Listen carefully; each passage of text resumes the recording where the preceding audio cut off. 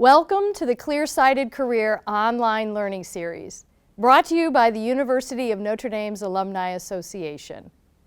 My name is Sharon Kane, and I serve as the Director of Professional and Academic Programs. Thank you for joining us for this webinar titled, Becoming a More Effective Negotiator, What's Your Style? Life and work provide us with ample opportunities to negotiate, and we all want to be as confident and effective as possible. And that begins with understanding our own bargaining style. Strengthening your natural style is easier than working against your natural negotiating behavior. When people with different negotiation styles engage, the results can be unpredictable. By understanding your own and your counterparts' negotiating styles, you'll be positioned to negotiate and generate value for all.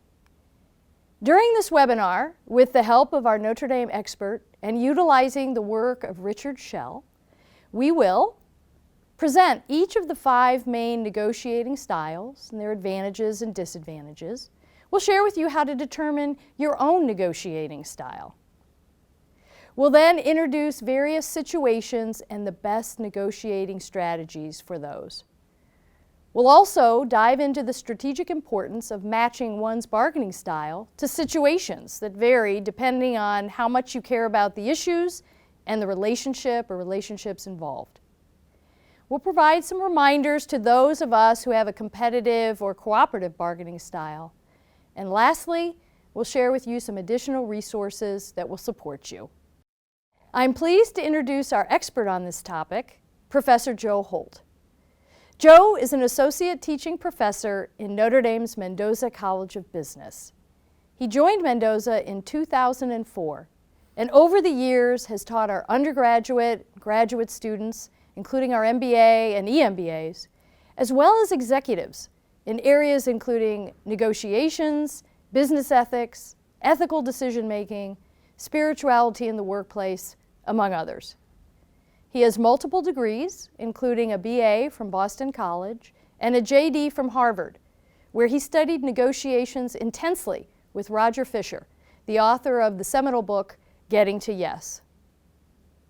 Joe brings his rich experience, including his 12 years as a Jesuit, several degrees, Series 7 license, extensive teaching background, executive engagement, and his own professional experience as a stockbroker and corporate attorney to bear on this important topic.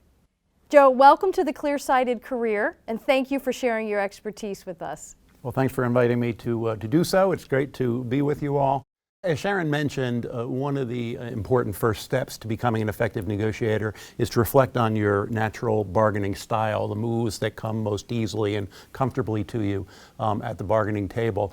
The problem many people have when it comes to negotiation is that they negotiate the way some people dance. Some people, when they dance, there's kind of a certain one way they do that, and it doesn't seem to matter what the music is doing or what the other person is doing. That is not a very effective approach to dancing.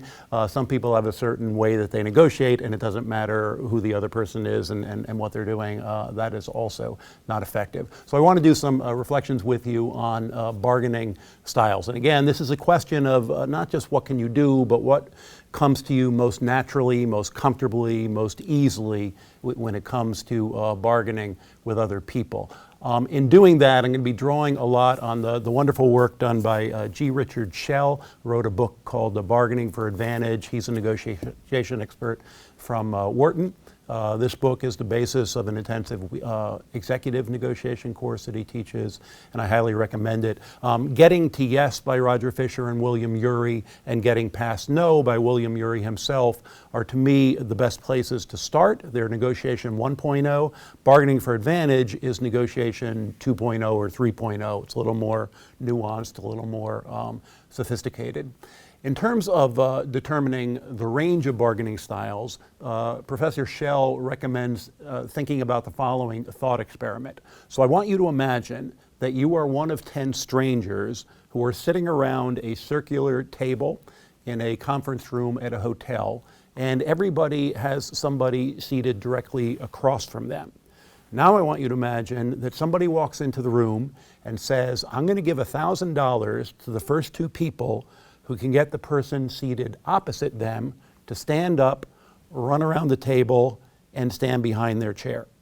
So I want you to imagine, in that situation, what would you do? You're a stranger, you're sitting at a table, there's somebody directly across from you.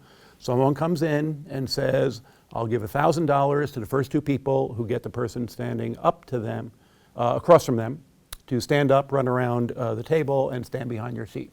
So, what would you do? One option is that some people would just kind of sit there and say, well, he's not really going to pay the money, or I'm not really going to win it anyway, so I'm just going to sit here. That is the avoiding bargaining style. Some people, out of their good nature, will stand up without saying anything, voluntarily run around, stand behind the other person, thinking that if that was me, I would share the money that other person is going to get, but maybe they will, maybe they won't. They don't have any commitment to. That's the accommodating style, me focusing on your needs. Some people will scream across, you know, I'll run around and stand behind your chair, but if we split it 50-50, you get 500, I get 500. That is the compromising style. Some people would say, well, I love to run around, but I got a bum leg, I can't do it, why don't you run around? Then they get the $1,000 and keep it. That would be the competing style. And other people, and this is the best response, would say, let's both stand up, run around the table, and stand behind each other's chairs, because then we both get $1,000. So, which of those moves would have come most naturally to you? That's one way to think about what is the bargaining style that you're most inclined to. If you want to determine what your bargaining style is, by the way, Appendix B to this Bargaining Advantage book has a bargaining style self-assessment tool, which I highly recommend. Takes about 10 to 12 minutes to complete, and it will give you a sense of your bargaining bandwidth. What are the styles that come most and least naturally to you, what's within your bandwidth and what's not, and so forth. It's a tremendous exercise in self-awareness as a negotiator, and a critical first step. Every negotiation course I teach at Notre Dame, we do that exercise, and the students always find it invaluable. And the point that Shell makes is that there's no one the ideal style to have. Each one of the styles involves strengths and weaknesses, and so forth. So it's just a matter of self-awareness to recognize what your style is, and then what's the upside, what's the downside of that style. Let me speak a little bit about that. Avoiding, you know, it's hard to think about where there would be an upside. The obvious downside, if you avoid bargaining opportunities, negotiation opportunities, is that there are lots of good deals out there that maybe you would have gotten that you don't get because you just don't engage with the other person at all. But there is an upside to the avoiding style, and the upside is if you're happy with the status quo. If, you know, think about a political campaign. If one candidate is 20 points ahead of the other candidate in the polls, who wants to have more debates? It's not the candidate who's ahead in the polls, it's the other one. The other one would just as soon avoid the exchange because they're kind of happy with things the way that they are. Diplomats often have a strong avoiding style, just a tendency to kind of avoid conflict and so forth. So that's for avoiding. Accommodating is really, really good in terms of leading the other person to feel the love, as one of the corporate partners I used to work for used to say. The other person has to be feeling the love. So in a negotiation, you're concerned on the one hand about the outcome on the issues, getting what you want in the negotiation. In most negotiations, however, you're also concerned about the relationship. You know, you want to negotiate in a way that you get what you want while improving or at least not harming your relationship with the other party. Accommodators are tremendously good at improving the relationship. You know, other people feel that they care about their needs, and they take steps to meet the other person's needs and all of that. So that's an obvious strength. The downside is that sometimes they don't give sufficient attention to their own needs. And maybe they agree to something and then a day or a week or a month later reflect back on it, realize they didn't get what they were entitled to or deserved, and experience some bitterness or resentment about that. So that's kind of the downside to accommodating. Compromising, the upside is that of all the 5 bargaining styles, it's the most efficient one. You know, you want to sell your car for $20,000. I offer you $19,500. We split the difference at $19,750. That's a good deal for both sides. So it's very efficient. Both parties feel that they've gotten something from the deal, so that they're satisfied with that. There are a couple of downsides to compromising, however. One is that you miss the opportunity to expand the pie. Maybe if you had taken a little more time to talk to each other and find out the different things you want and need, maybe you could have made it an even bigger deal, something that would be better for both of you, but you don't take the time to do that work and find that out. The other problem is that compromising works only if both parties have an initial starting point that is reasonable. So if you want to sell me your used car for $20,000 and I offer $19,000 or $19,500, those are presumably both reasonable positions. If you offer to sell me your used car for $20,000 and I offer you $10,000 and say, let's just split the difference, then that unfairly rewards me. That's not a good compromise on your part either. So that is the danger with compromising. Competing, the upside is that competitors go for it. And there's a very strong correlation in negotiation between how high you aim and how high you achieve. And competitors are out to win. They aim consistently high and they generally tend to achieve high. They enjoy negotiations. They enjoy it as an opportunity to win. The downside to competing is that high competitors are often rough on the relationship side of negotiation. The other person doesn't feel the love. They might stomp over the other person to get the win and so forth. So they're not as good at that part.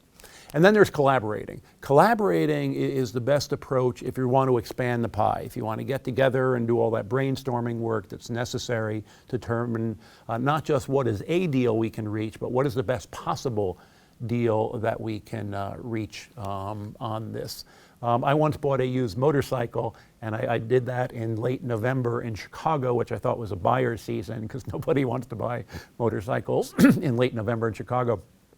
And the guy was asking $5,400, and I offered him like $4,800, and he said no. And I said, well, there are not a lot of people behind me looking to buy this bike. I'm surprised you're so firm about that. I was about to walk away, but then he said, by the way, do you need helmets? I said, well, I haven't ridden for a while, and I do. He said, well, I have 4 of those, one for you and one of each size for the passengers. Those cost $150, $200 each. He said, do you have some place to store it for the winter? And I said, in fact, I don't. He said, well, I have this garage. You can keep it here until spring comes. I'll give you a key. You can come look at it, work at it, etc.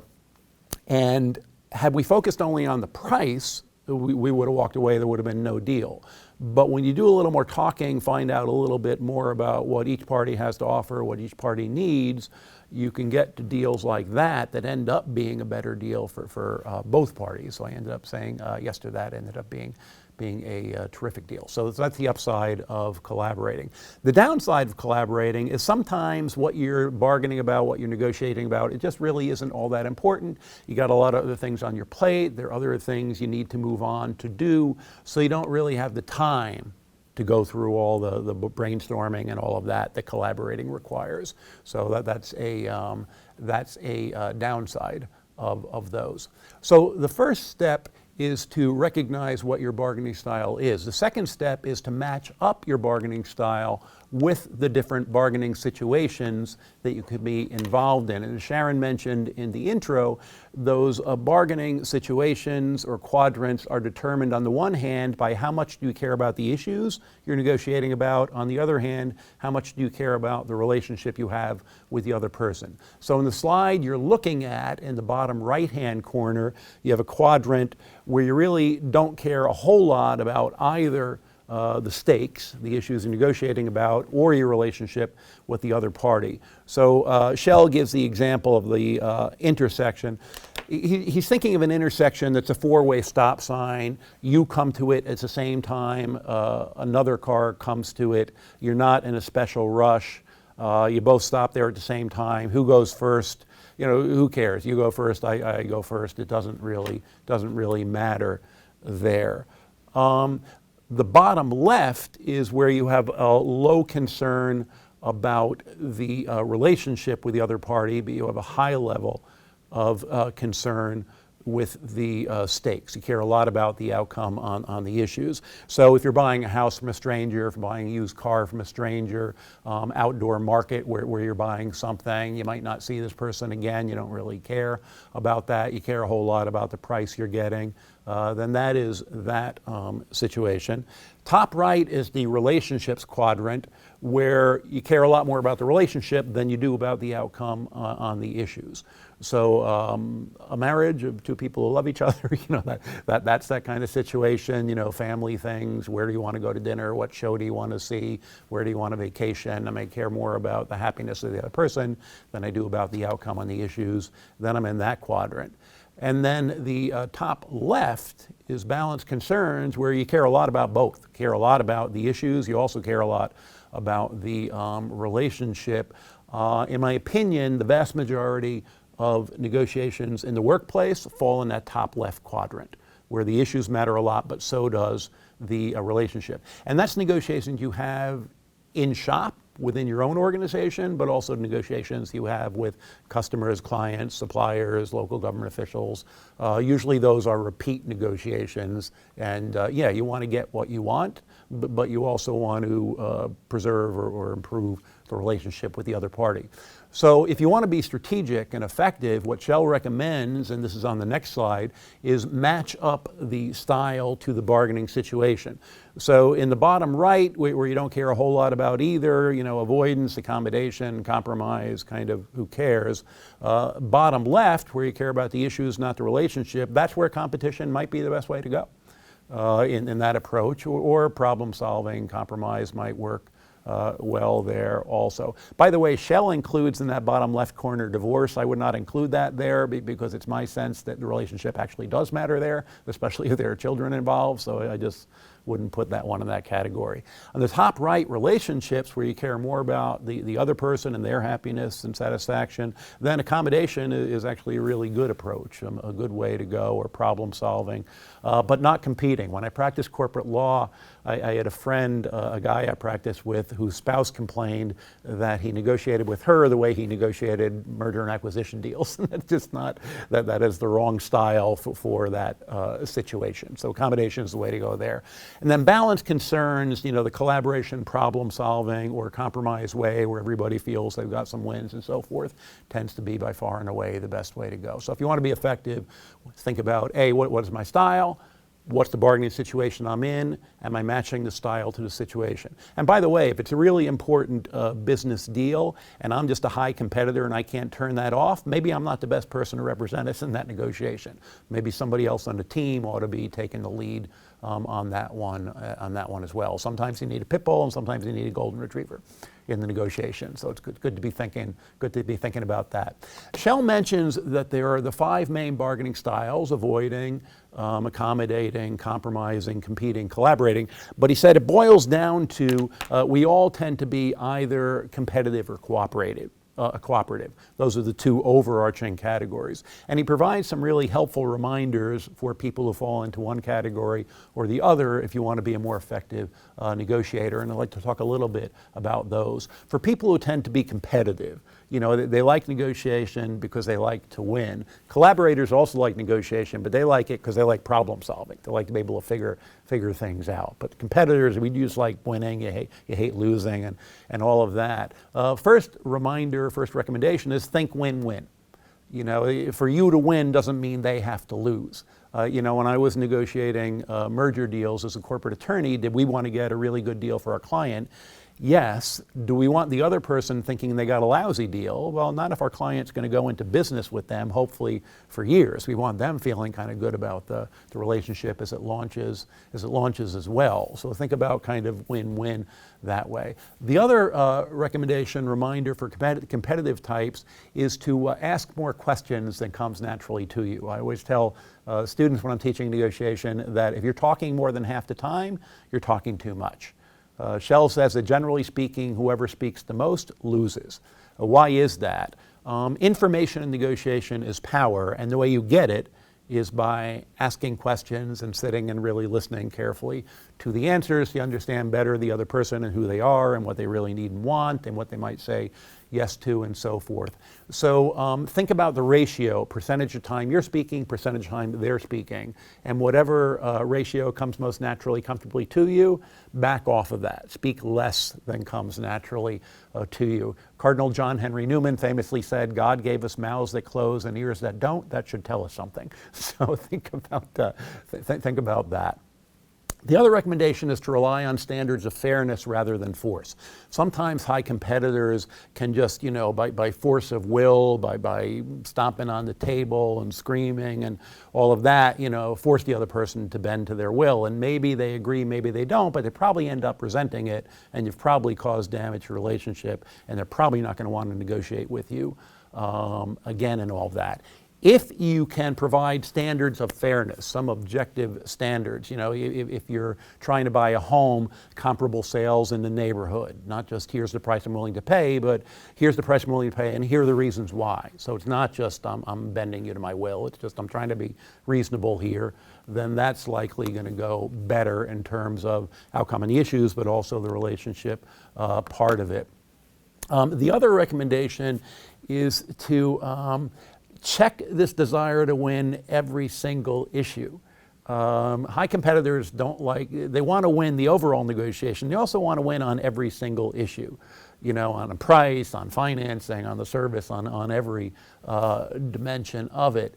If you want to be more effective, you want to be more strategic, think about all the issues involved in the negotiations, and then think about how you would prioritize those issues. If you had 100 points to allocate over the 3 to 5 issues, how many points would you allocate to each issue, with more points indicating higher level of importance? And then aim to win on the big issues, aim to win on the issues that matter most to you, and be willing to let them have a win on the issues that matter less to you, so they walk away feeling they got a pretty good deal as well.